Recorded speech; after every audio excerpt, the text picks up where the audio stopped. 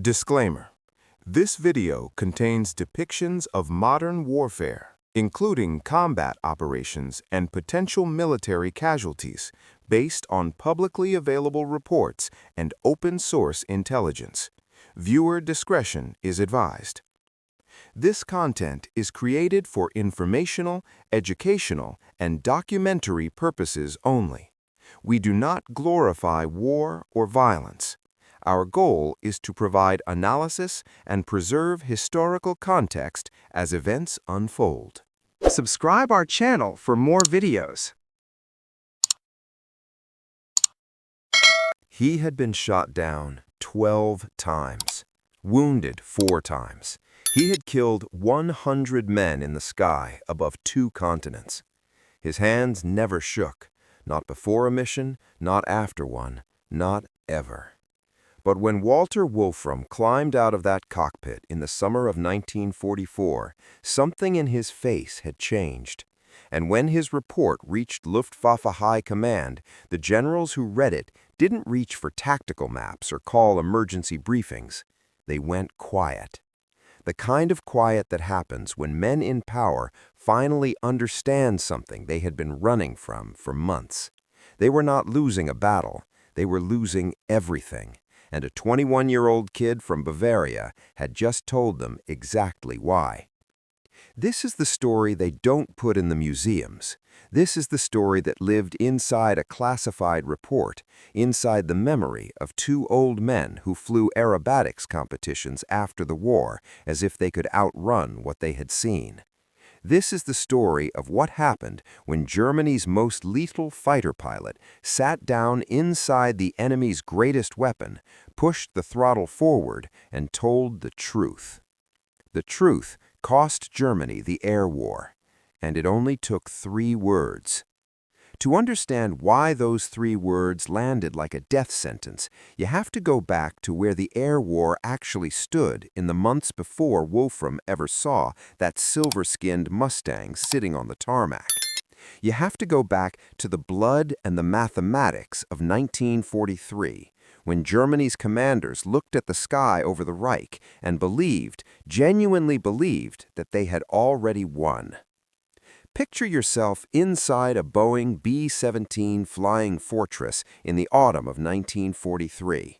Not from the outside, where newsreel cameras made it look majestic and inevitable. From the inside, where the truth lived. You are at 27,000 feet. The temperature outside your aluminum shell is 50 degrees below zero. The heaters cycle on and off. Your oxygen mask fogs every few minutes, and you have to wipe it clear with fingers that have almost no feeling left in them.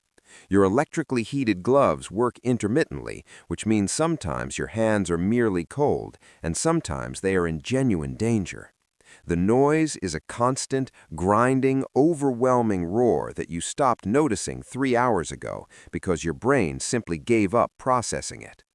Your job is to fly 600 miles into the industrial heartland of Germany, release your bombs with enough precision to matter, and fly 600 miles back out.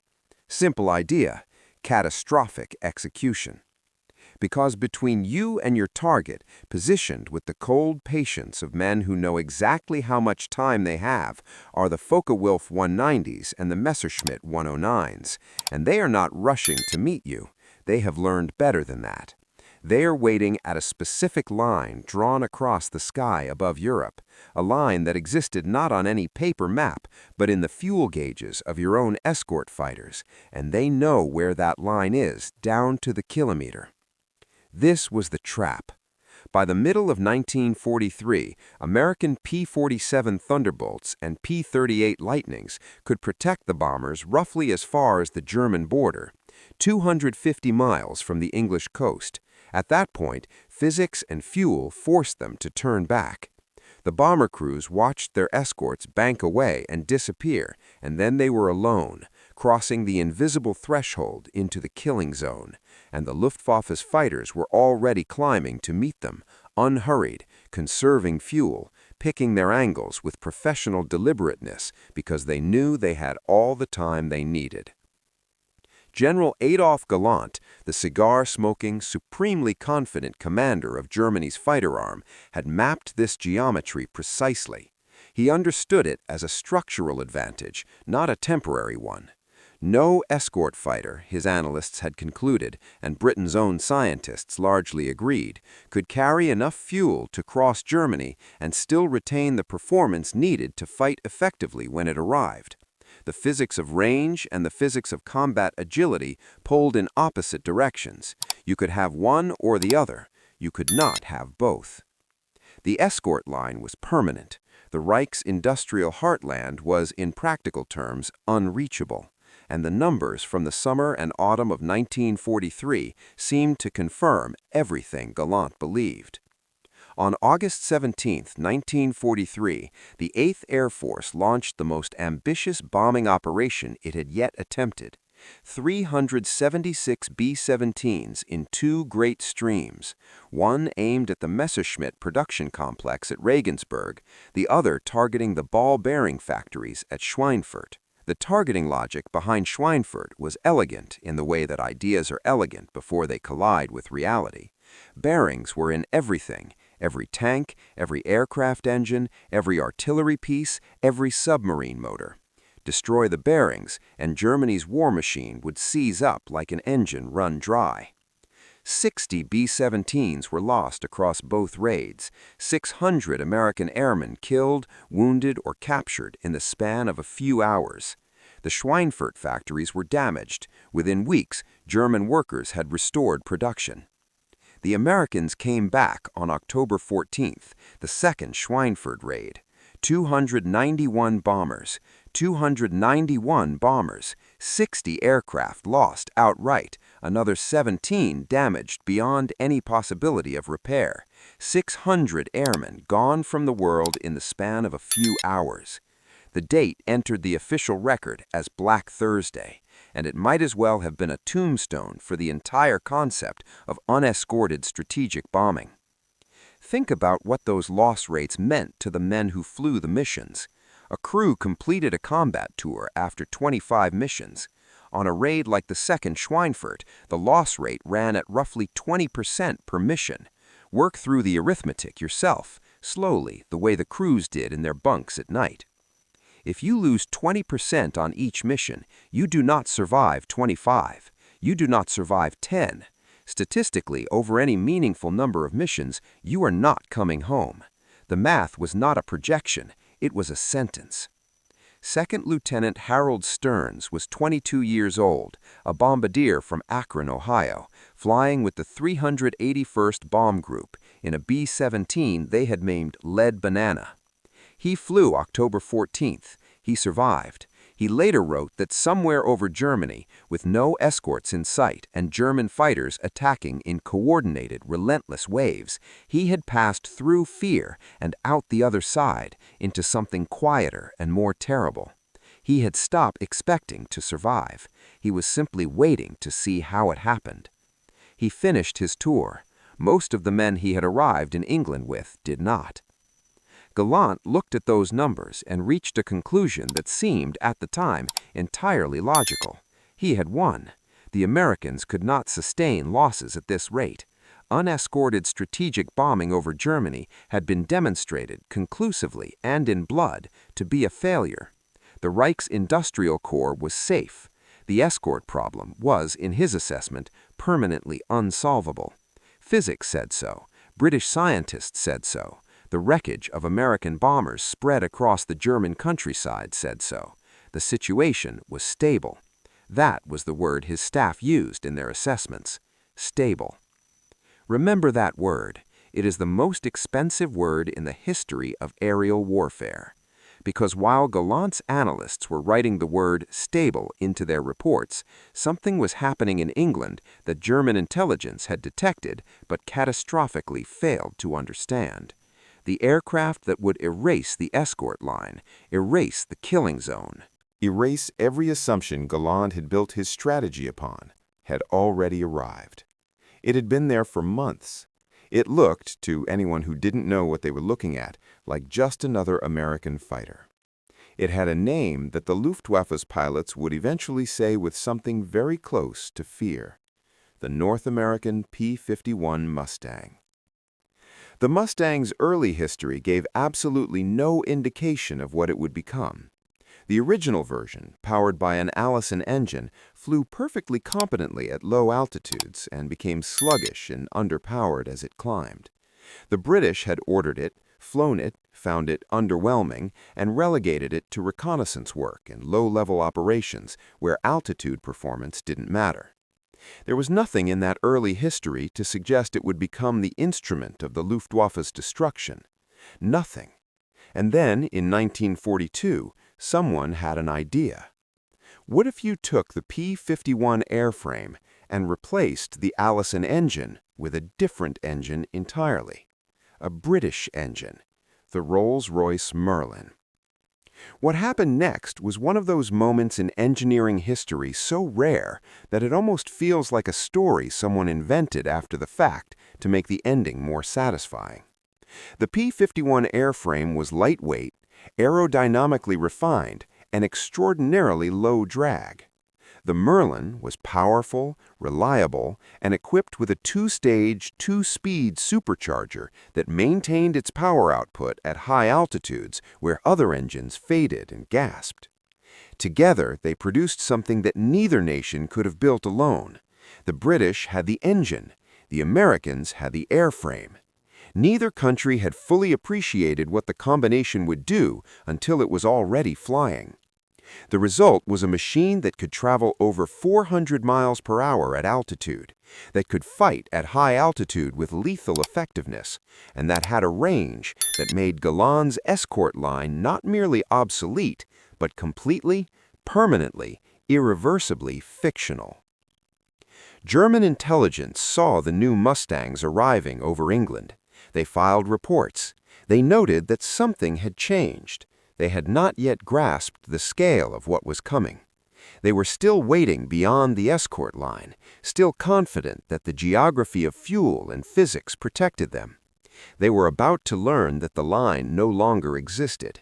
But before they learned it in the sky, one man learned it on the ground, in a cockpit, on a summer afternoon in 1944. And what he found there changed everything, except that by then, changing everything no longer meant anything at all. Volter Wolfram was born on May 23, 1923, in a small Bavarian village called Schmalzgrube. He volunteered for the Luftwaffe in October 1940, 17 years old, which means he made the decision to go to war before he was legally old enough to vote in any country that held elections. After training on biplanes and then on the Messerschmitt 109F, he was transferred in February 1943 to a unit already operating in the Crimea. The unit was Jagdgeschwader 52, JG-52. If you understand anything about the air war on the Eastern Front, that name requires no explanation. If you don't, here is what you need to understand, and you need to understand it fully before any of what follows makes sense. JG-52 was by every measurable statistical standard the most successful fighter wing in the entire history of aviation. Not just in World War II, not just among German units. In the complete recorded history of human beings killing each other in the sky, no fighter unit ever accumulated more confirmed aerial victories. The wing's pilots claimed over 10,000 enemy aircraft destroyed during the course of the war. The three highest-scoring fighter aces in aviation history, Erich Hartmann at 352 victories, Gerhard Barkhorn at 301, Günter Rahl at 275, all flew under the JG-52 insignia. This was the unit a 19-year-old from a Bavarian village joined in the spring of 1943, and nobody expected him to last long enough to matter. The Eastern Front in 1943 was not the chaotic, one-sided slaughter of 1941. The Soviets had rebuilt after the catastrophic losses of Barbarossa. The new Yak-9s and La-5FNs were genuine combat aircraft, capable of standing against the Bf-109G under the right circumstances. Soviet pilots were improving, their tactics were getting sharper, their numbers were growing every single week. The production factories beyond the Ural Mountains were running undamaged, pouring aircraft into the front faster than the Luftwaffe could destroy them. Every new German pilot who arrived in that theater was stepping into a war of attrition that favored whoever had more, and Germany had been running short of more since the autumn of 1942. Walter Wolfram flew his first operational missions over the Crimean bridgehead in March 1943. He didn't score his first aerial victory until June, after roughly 60 missions of learning, watching, studying, and surviving. Some pilots scored on their first flight.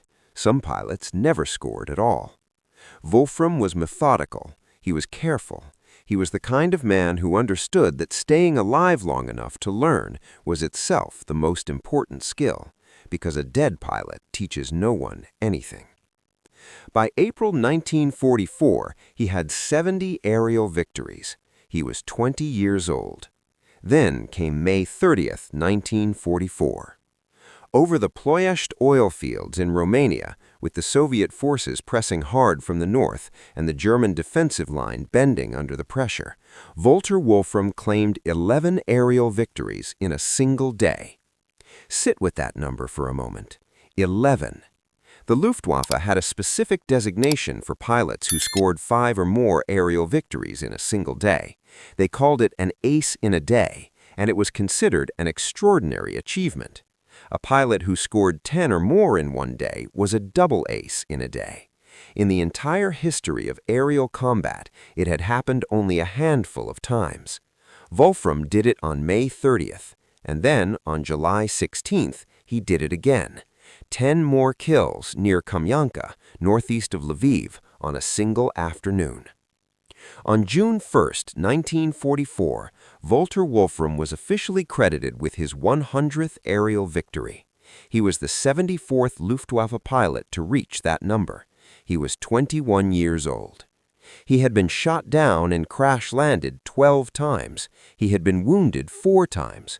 His right hand carried badly healed scar tissue from a field hospital repair.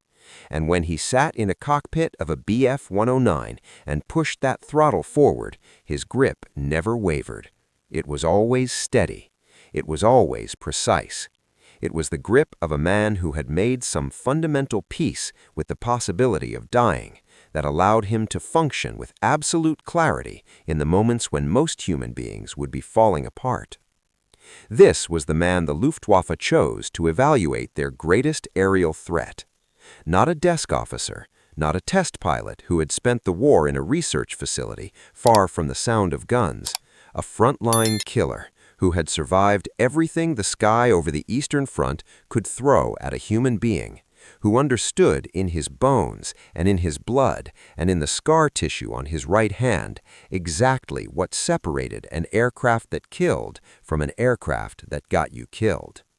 They needed someone to evaluate the P-51 not as an engineer reading performance specifications on paper, but as a man who knew, with the absolute authority of repeated near-death experience, what mattered when someone was actively trying to end your existence at 20,000 feet. But before Wolfram could climb into that cockpit, someone had to put the airplane there. And the story of how a captured American fighter ended up on a German airfield wearing German crosses is one of the stranger intelligence operations of the entire war, a traveling exhibition of enemy technology that was simultaneously one of the most brilliant ideas in German aviation history and ultimately one of the most devastating, because what it showed Germany's pilots was not reassurance. It was a mirror. In 1943, a Luftwaffe officer named Hermann Theodor Rosarius received one of the most unusual assignments in the history of military aviation.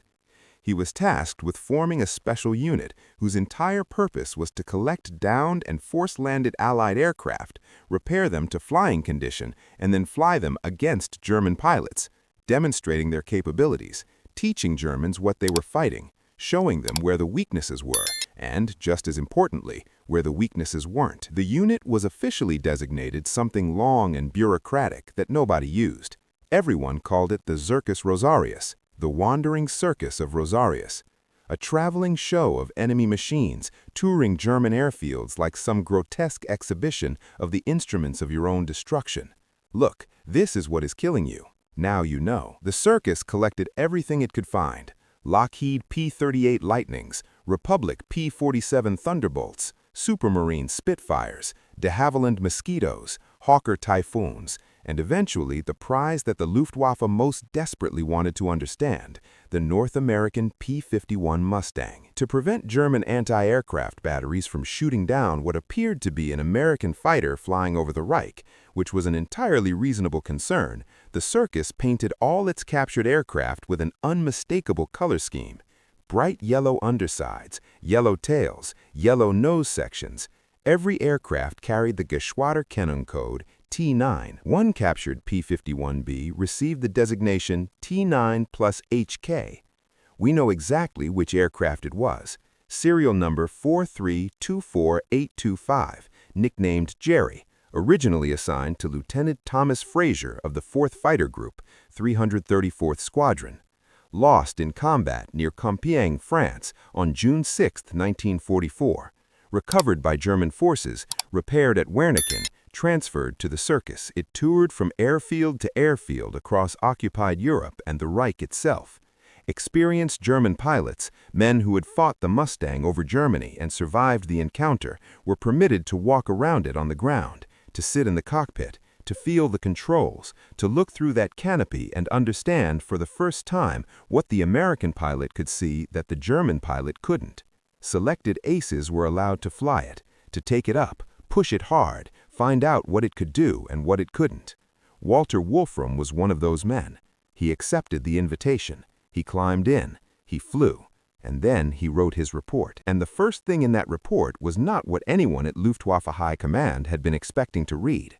Because the first thing Wolfram noticed about the P-51 had nothing to do with speed, nothing to do with its firepower, nothing about altitude performance or turning radius or climb rate, or any of the specific technical metrics the analysts had been hoping to exploit. The first thing Walter Wolfram noticed was the cockpit itself. After thousands of hours in the Messerschmitt Bf 109, climbing into the P-51 felt like arriving in a different country entirely. The 109 had been designed from first principles around the philosophy of performance above comfort, above everything else. A pilot's shoulders pressed against the fuselage walls. The engine-mounted cannon sat between the knees. The controls were within finger reach in every direction. Everything was tight, compressed, precisely shaped around the human body like a tailored suit, built not for the comfort of the man inside it, but for the lethality of the machine around him. It was cramped, and it was brilliant, and it was exactly what the designers had intended.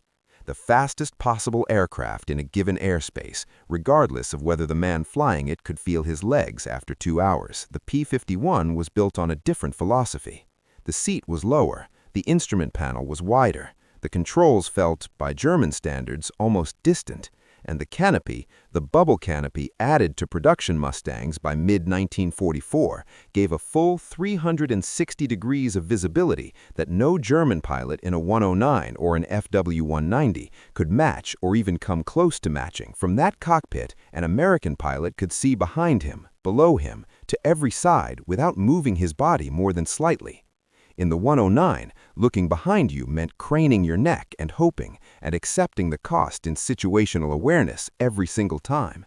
It was one of those advantages so obvious in retrospect that it seems almost impossible that it took this long for anyone to build a fighter around it. Wolfram described this precisely and candidly in his evaluation. He had previously flown captured P-47 Thunderbolts through the Circus Rosarius program and found them deeply unsatisfactory. The cockpit was immense, the controls felt remote, the whole machine felt like a departure from everything he had trained his body to expect. He didn't like it, he said so directly. But then he described the P-51, and the language changed. He called it a fine airplane, specifically noting its reactions and capabilities. He said it was disconcerting, in the way that any aircraft can be disconcerting when it does things you didn't fully expect, but the core verdict was clear and professional and completely unmistakable to anyone who understood what it meant, coming from this specific man at this specific moment in the war. A fine airplane from Walter Wolfram, 100 aerial victories, Eastern Front killer, double ace on a day, a man who had been shot down 12 times and come back for more on each occasion. A fine airplane was not a polite compliment offered by a diplomat in a meeting room.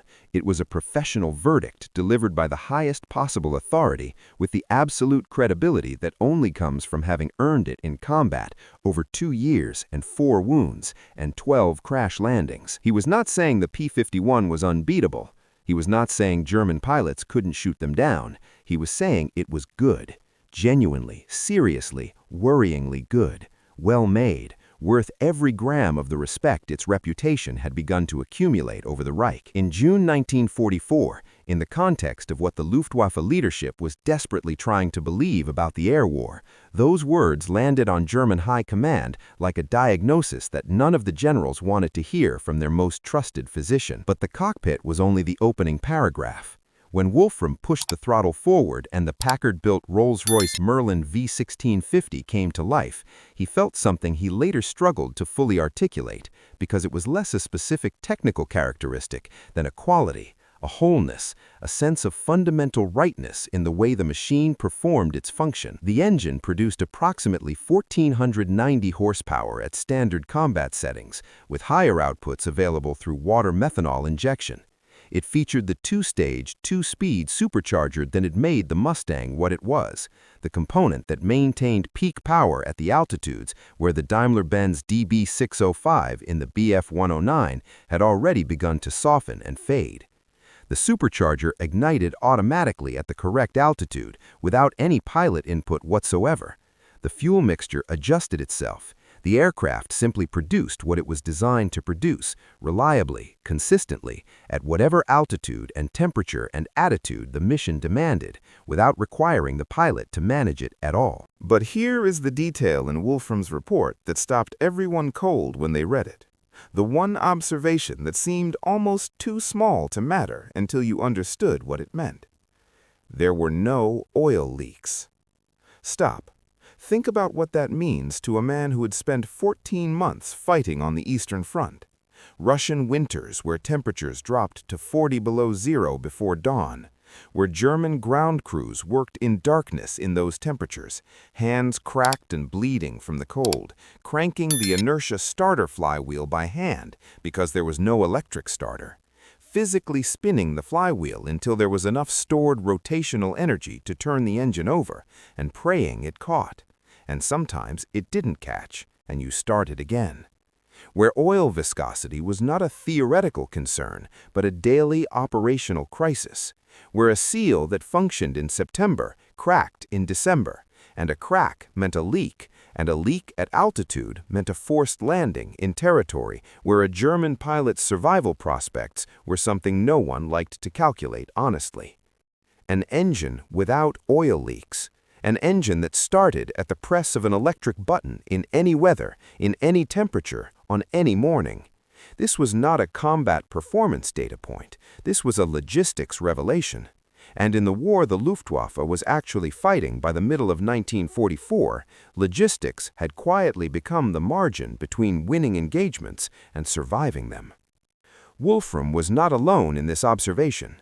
Günter Rahl, 275 aerial victories, the third highest-scoring fighter ace in the history of aviation, already a legend at 26, also flew the captured P-51s through the Zircus Rosarius program.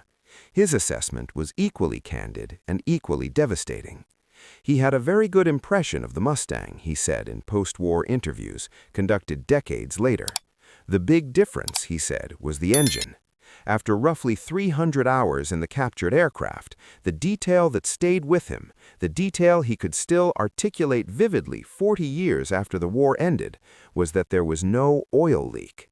He called it fantastic. He also mentioned the electric starter switches, the ones the German aircraft didn't have, which made starting engines in Russian winters not merely inconvenient, but operationally limiting. Let that land for a moment.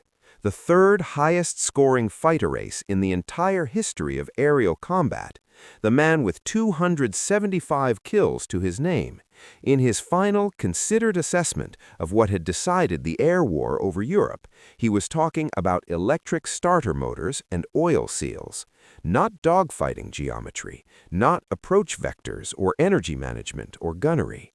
The gap in industrial quality between the factories that built these two aircraft, that was what he remembered. That was what mattered. And the reason it mattered that much is because it cascaded through everything. A German fighter pilot who couldn't start his engine on a cold morning spent 30 minutes on the ground while the American formation passed overhead at altitude.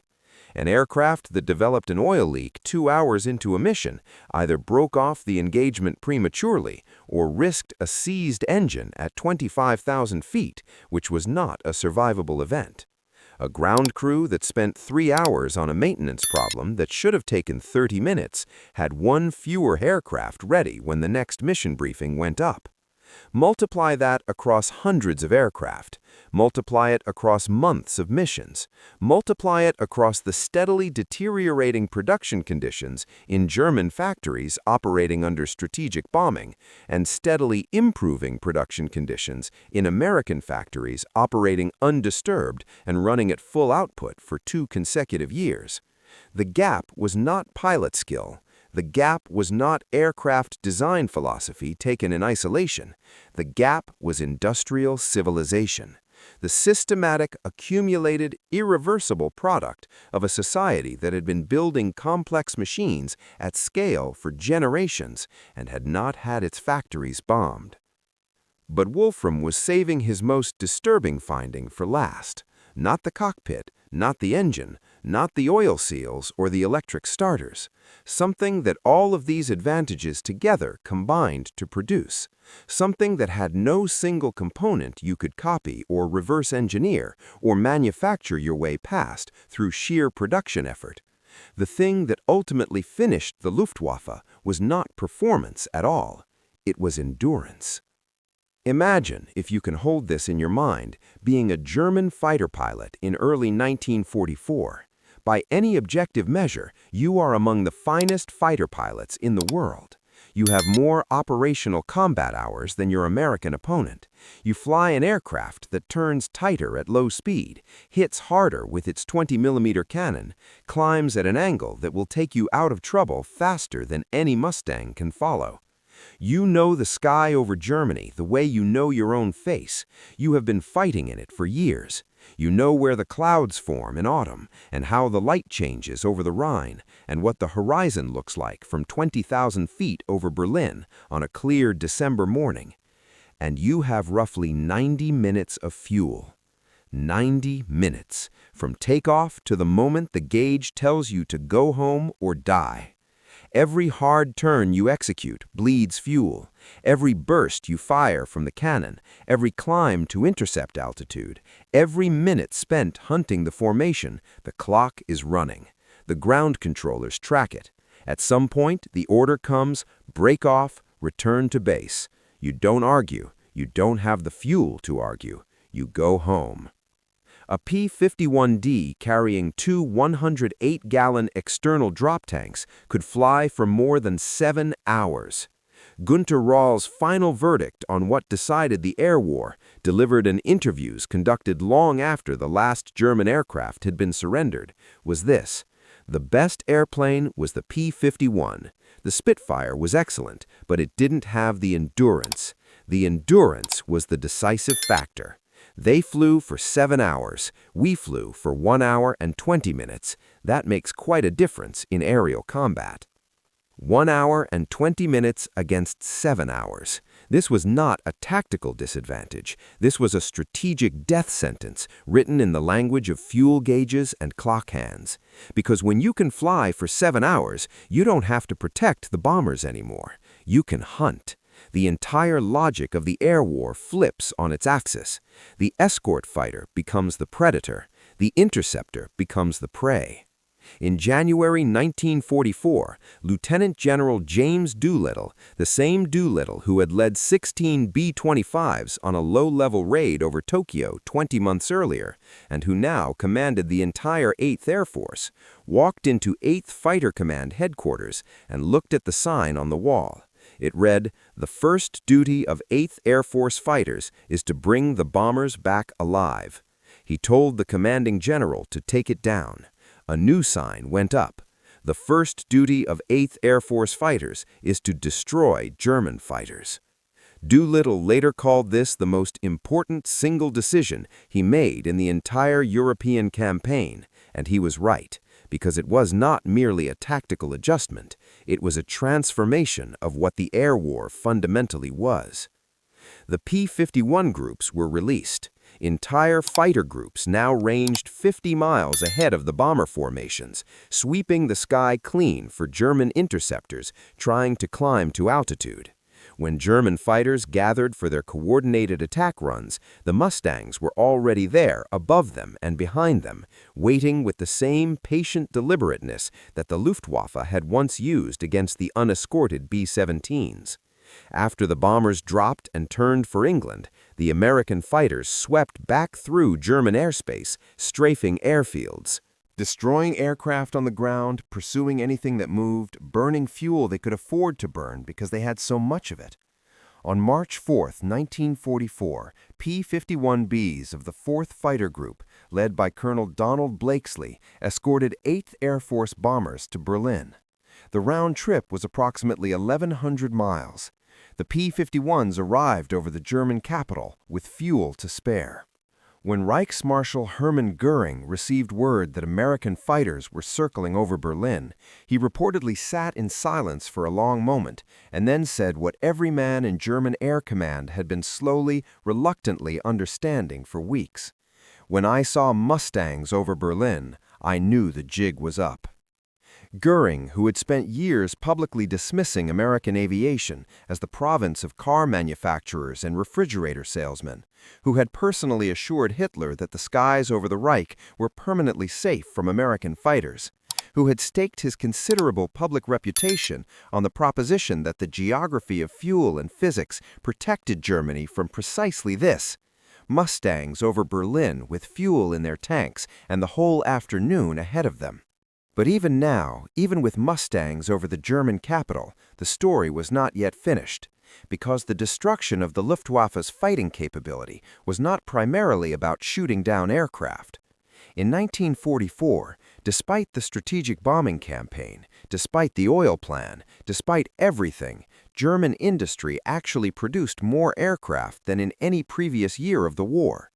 Albert Speer's armaments reforms, the dispersal of production facilities, the brutal exploitation of forced labor, kept the factories turning out airframes even as the bombs fell. Over 35,000 aircraft rolled out of German factories in 1944 alone, more than enough to replace every aircraft lost in combat. You can replace an aircraft in 6 weeks. You cannot replace a pilot in 6 weeks. You cannot replace the accumulated knowledge of 200 combat missions in 6 weeks or 6 months or 6 years, because that knowledge lives in a specific human nervous system, and when that nervous system stops functioning, the knowledge dies with it. By early 1944, the Luftwaffe was losing experienced fighter pilots faster than any training pipeline could possibly replenish them. The men who had built JG-52 and JG-26 and JG-27 into the legendary combat units that had dominated European skies since 1939, pilots with 50 victories, with 100, with 200, men who carried years of accumulated tactical knowledge in the muscles of their hands and the reflexes of their bodies, were dying faster than the system could absorb the loss. And as they died, the training pipeline choked. The standards dropped because they had to drop. There was no choice. a new German fighter pilot entering combat by late 1944 had approximately 100 hours of total flight time. His American opponent had 400 hours or more, much of it in specifically designed training programs meant to replicate actual combat conditions as closely as possible before sending a man into the real thing. 100 hours means you have learned to take off and land, you have done some basic aerobatics, you can hold formation on a clear day, you have not been in a real fight. You have never felt what happens to your body when someone behind you fires cannon shells through your aircraft and time itself seems to change its character. And now you are being told to climb up and intercept a formation of 800 B-17s protected by 900 P-51s, flown by men who have been flying longer than you have known the war existed. The result was not combat, it was execution. German aces, men with 200, 300 victories, men who had beaten impossible odds year after year and accumulated the scar tissue and the instincts and the judgment that no school could teach, found themselves commanding squadrons where the average pilot had weeks of operational experience. Kurt Booligan, 112 victories on the Western Front, watched the replacement pilots arrive and depart with a regularity that eventually stopped feeling like tragedy and started feeling like mathematics. Many of them were dead before they understood what they were doing wrong.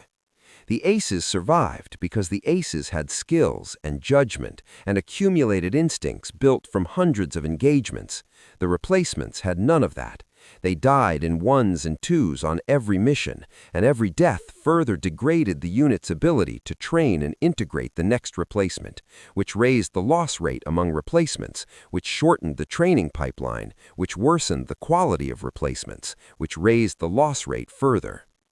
There is a term in systems analysis for this pattern. It is called a death spiral. The mathematics are remorseless, and they only run in one direction. Through all of this, the P-51s kept coming, more of them every week, over 100 off the production lines per week, each one functionally identical to the one before it, each one with the same reliable engine, the same electric starter, the same sealed oil system that didn't crack in winter temperatures, each one capable of flying 7 hours. The American industrial machine had no damaged factories, no bombed-out production facilities, no fuel shortages, no forced substitution of inferior materials because the good ones weren't available anymore. It simply produced what it was designed to produce, month after month, in numbers that were effectively inexhaustible at the rate Germany could destroy them. Wolfram's evaluation had forced all of this into the open, not in the language of production statistics or strategic analysis or operational planning documents, in the language of a frontline fighter pilot sitting in an enemy cockpit and writing down honestly what he felt. And the thing his report finally forced his superiors to confront, the thing they had been refusing to see clearly for months, was the last and most fundamental conclusion hiding under everything else he had written. The Bf-109 was a brilliant aircraft. Nobody who has studied the air war would dispute that for a moment. Wolfram himself had flown it for 14 months on the Eastern Front and accumulated 100 victories in it. It was fast, its low-speed turning characteristics were precise and effective, its climb rate was excellent. In the right hands, flown by men like Wolfram himself, and Rahl and Hartmann and Barkhorn, it was not merely adequate for fighting a war, it was extraordinary. But it had been designed for a different war than the one being fought in 1944. It had been designed for a war of quick scrambles from home fields, short, fierce engagements over familiar terrain, fast returns to base to refuel and rearm and scramble again.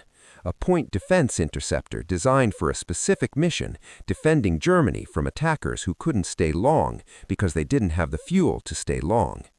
The P-51 had been designed, whether intentionally or through the serendipity of combining the right airframe with the right engine at the right moment in history, for the war that was actually happening, the one where the attacker departed England, flew to Berlin, fought over the German capital, and still had enough fuel remaining in its tanks to strafe a German Luftwaffe airfield on the way home. And then, because the air war in 1944 was not yet finished piling tragedy on top of tragedy, there was still the wing. The North American engineering team had built the P-51 with a laminar flow wing, developed in cooperation with the National Advisory Committee for Aeronautics. The NACA 45-100 airfoil was shaped to maintain smooth, orderly airflow over a much greater portion of the wing surface before turbulence set in. In theory, this reduced wing drag by up to 25 to 50% compared to conventional designs of the period. In practice, the gains were real, but somewhat more modest under combat conditions because manufacturing imperfections, rain, insects, and battle damage could all disrupt laminar flow on any given mission. But here is what nobody, including the designers, had fully anticipated when they drew the wing. By what can only be described as pure engineering serendipity, the laminar flow airfoil shape was also superior at managing airflow at high Mach numbers. The P-51 had what engineers would later formally describe as a transonic wing. Its critical Mach number, the speed at which compressibility began causing dangerous handling problems, was higher than the Bf-109s, higher than the FW-190s, higher than any other fighter aircraft the Luftwaffe flew. In a high-speed dive, when both aircraft were pushing the absolute limits of what their airframes could sustain, the P-51 pilot maintained control. The German pilot felt his controls going stiff. The buffeting started. The elevator lost effectiveness. The aircraft stopped responding the way it was supposed to respond. The German solution to compressibility in a dive was established and practiced. Break off early, pull out before the problem began, sacrifice the engagement rather than risk losing control of the aircraft. The American solution was to keep diving, keep pulling, stay in it. The advantage built into the wing's fundamental aerodynamics wasn't a tactical choice or a question of pilot skill or courage. It was structural. It was there in every dive, every zoom climb, every high-speed pass at altitude. It was invisible and it was permanent, and there was nothing you could do about it from the cockpit of a 109. All of these things together, the cockpit visibility, the reliable engine, the electric starter, the oil seals that didn't leak, the two-stage supercharger that maintained power at altitude, the laminar flow wing that behaved at speeds the competition couldn't match, the endurance that turned escorts into hunters, and underneath all of it, the relentless production capacity of a nation whose factories had never been seriously touched by strategic bombing. All of it combined into something that had no single component you could copy or defeat. It was not an aircraft, it was a statement about what kind of country had built it. And when Wolfram's superiors finally understood what he was saying, not just between the lines, but in the plain language of a man with 100 kills and nothing left to prove, they understood what they had been refusing to understand for months. They were not losing a campaign, or a theater, or a strategic engagement. They were losing the war itself. On July 16, 1944, the same day he claimed 10 more victories northeast of Lviv and became one of the rarest fighter pilots in aviation history, Walter Wolfram was severely wounded. He recovered, but the war he came back to in February 1945, when he took command of the first Staffel of JG-52, was not the war he had left. The pilots were young, most of them frightened with the particular paralyzing fear that comes not from danger, but from inadequate preparation for danger. The aircraft were available, but the fuel was running short. The oil plan that had been pushed through over RAF objections was working.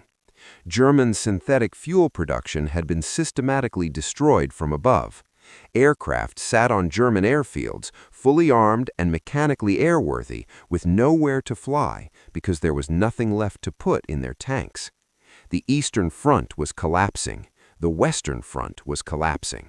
JG-52 relocated repeatedly as airfields fell, the unit that had claimed more aerial victories than any organization in aviation history, spending its final months of existence scrambling to find a strip of functional runway that was still on the German side of a boundary that moved every week. On May 8, 1945, Walter Wolfram's unit was at Brunn Airfield in Czechoslovakia when Germany surrendered. 3 weeks later, in one of the bleaker transactions of the immediate post-war period, the entire prisoner population of JG-52 was transferred to Soviet custody. Wolfram was released relatively quickly. His wounds had been severe enough that Soviet processing officials classified him as medically compromised. His comrades were not so fortunate. Many of them would not return from Soviet captivity for 10 years. Some would not return at all. Günther Rahl was captured by American forces in Bavaria. He was released, worked as a civilian for a period, and in 1956 was invited back into uniform as one of the founding officers of the new West German Bundesluftwaffe. He served Germany again, this time in peacetime, rising to lieutenant general. He served as inspector of the German Air Force from 1971 to 1974, represented Germany at the NATO Military Committee, and retired with the same professional seriousness with which he had once flown combat missions over the Eastern Front. He died on October 4, 2009, at the age of 91 in Bad Reichenhall. Walter Wolfram could not stay away from the sky. After the war, after the captivity, after the slow reconstruction of a Germany and a life, he became a competitive aerobatics pilot. A man who had spent 14 months in the Eastern Front's furnace, who had been shot down 12 times and survived 4 wounds and crash-landed in Soviet territory and German-held territory and every kind of terrain between, who had written a report that his superiors had read with something resembling despair, now flew purely for the joy of it, for the sensation of a tight turn at low altitude with nothing on the line but the pleasure of the maneuver itself. He won the German National Aerobatics Championship in 1962. He placed second in 1961, in 1963, in 1964, and in 1966. He died on August 26, 2010, at the age of 87 in Schwabach. He had outlived the war, the Reich, the Cold War, the reunification of the country he had fought for as a teenager, and the entire geopolitical order his generation had shattered and rebuilt. Both men, Wolfram and Rahl, lived long enough to speak about what they had found in those captured cockpits with the candor of men who had nothing left to prove and no reason for anything but honesty. Neither performed false modesty. Neither pretended the war had been other than what it was. They were professionals who had been assessed by the most rigorous examination system that has ever existed, which is sustained aerial combat against skilled opponents who are trying to kill you, and they assessed their enemies with the same professional precision they brought to everything else. Rahl's final word on the P-51, delivered decades after the last engine had gone silent: the best airplane. Certainly the Spitfire was excellent, but it didn't have the endurance. The endurance was the decisive factor. They flew for 7 hours, and we flew for 1 hour and 20 minutes. That makes quite a difference in aerial combat. From the man with 275 victories, the third highest scoring ace in aviation history. His last honest word on what decided the war. Not genius, not heroism. Not superior aircraft performance in any narrow technical sense. Endurance. The ability to keep coming, to arrive with fuel to spare, to press a button and start the engine in any weather, to fly 1,100 miles and be ready to fight at the end of it, to stay in the sky when the German pilot had long since turned for home. This is the forensic verdict of the air war. The Luftwaffe did not lose because its pilots lacked courage. German fighter pilots were, by the testimony of their enemies as much as their own records, among the most skilled and determined aviators in aviation history. The system that produced Wolfram and Rahl and Hartmann and Barkhorn and the hundreds of other men who flew JG-52 into the Eastern Front furnace and came back year after year was a genuinely extraordinary pilot development machine, forged in the reality of combat from 1939 onward and refined by operational experience that no peacetime training program could have replicated. The Luftwaffe lost because the P-51 changed the fundamental economics of the air war in a matter of months. Before the Mustang, the mathematics of Schweinfurt were working. Unescorted strategic bombing over Germany was a demonstrated failure. The loss rates were unsurvivable over any meaningful number of missions. The escort line was real and permanent. Given enough time, the Luftwaffe strategy might have forced the abandonment of the entire daylight bombing campaign. Germany had not yet won, but it had found a way to make winning cost more than the Americans might ultimately be willing to pay. The P-51 made that calculation obsolete. It erased the escort line. It made the Reich's industrial heartland reachable on any clear day. It gave Doolittle's pilots the fuel and the strategic freedom to hunt rather than guard. And because American factories produced them at over 100 per week, each one reliable, each one with sealed oil systems and electric starters and 7 hours of endurance, the supply was effectively inexhaustible. At any rate, Germany could destroy them. Wolfram's report confirmed all of this. Not in the language of production statistics or strategic assessments or intelligence analyses, in the plain, honest, professional language of a frontline killer writing down what he felt in an enemy cockpit. A fine airplane.